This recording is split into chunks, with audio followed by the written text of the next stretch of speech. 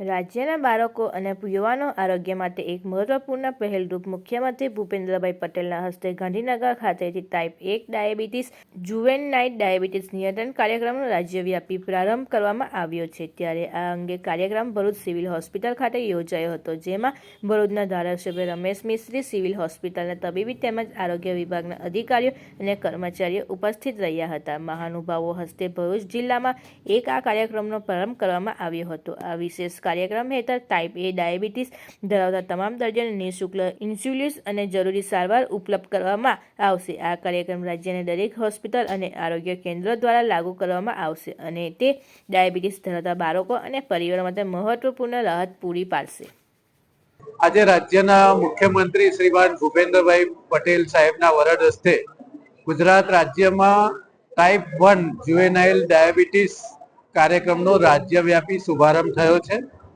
Bharuch civil હોસ્પિટલમાં પણ ભરૂચ જિલ્લાના લગભગ અત્યાર સુધીના 51 જેટલા બાળકોને આ ડાયાબિટીસના નિર્મૂલન માટે રાજ્ય સરકારે જે ઝુંબેશ શરૂ કરી છે એના ભાગરૂપે આજે એમને કીટ આપવામાં આવી છે, ઇન્સ્યુલિન આપવામાં આવી છે, સુગર માપવાનું મશીન આપવામાં આવ્યું છે, સાથે બીજી જરૂરી તમામ આરોગ્ય ક્ષેત્રની ચીજ વસ્તુઓ આપવામાં આવી છે।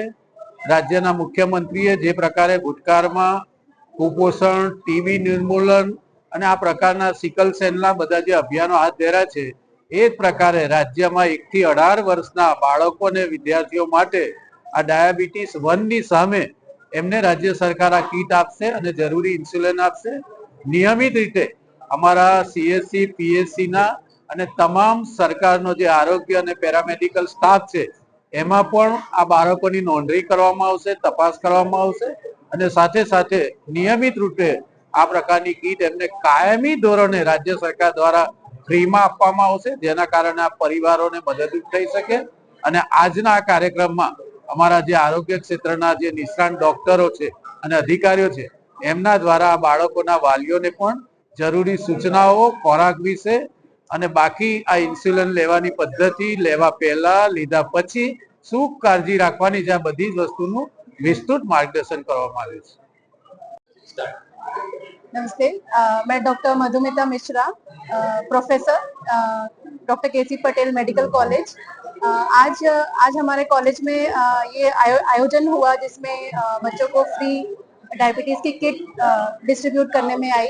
तो मुझे बहुत खुशी है कि हमारी गुजरात सरकार ने इस चीज़ का संज्ञान लिया कि छोटे छोटे बच्चों में जो डायबिटीज होता है वो बड़ों वालों डायबिटीज से काफी डिफरेंट होता है। उसमें हमें इंसुलिन ही शुरू करना पड़ता है और वो लाइफ लॉन्ग चलाना पड़ता है। तो ये इंसुलिन का उनका जो स्टॉक है और ग्लूकोमीटर, ब्लड शुगर चेक करने की मशीन, ये सब सरकार द्वारा प्रोवाइड होगी तो ये उन लोगों के लिए बहुत ही लाभदायक रहेगा। इससे वो एटलीस्ट ट्रीटमेंट बीच में छोड़ेंगे नहीं, पैसे के कारण की वजह से या नॉन अवेलेबिलिटी की वजह से। तो ये चीज काफी अच्छी रही कि सरकार अब उनको फ्री में हर महीने किट प्रोवाइड करेगी जिसमें वो इंसुलिन चेक भी अपना शुगर लेवल चेक कर पाएंगे और इंसुलिन के डोजेस भी ले पाएंगे। और हमने इस आयोजन में उनको और भी समझाया, जब भी वो हमारे पास भर्ती होते तो भी हम समझाते हैं कि क्या कागजी रखनी है, आपको क्या सावधानी रखनी है, इंसुलिन कैसे देना है।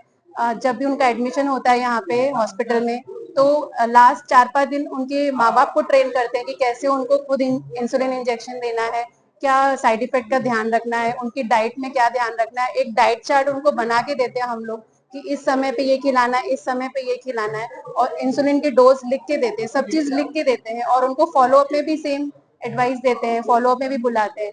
तो बस मेरी यही रिक्वेस्ट है जो भी सुन रहे हैं और जो भी पेशेंट्स हैं कि आप प्रॉपर फॉलो अप लेते रहिए, क्योंकि इसमें ग्रोथ कम होने के चांस रहते हैं। आप प्रॉपर फॉलो अप लेते रहेंगे तो बच्चे का हाइट वेट अच्छे से बढ़ेगा, उसका दिमागी विकास भी अच्छा होगा। और ये चीज डरने की जरूरत नहीं है, हर बीमारी अलग अलग रहती है। इस बीमारी में ये है कि हमें लाइफ लॉन्ग चीजें लेनी पड़ेंगी, बट इससे बच्चा अच्छा भी हो सकता है, वो अपनी रूटीन चीजें फॉलो कर सकता है। तो आपको डरने की जरूरत नहीं है, अच्छा फॉलो अप लेने की जरूरत है। Thank you.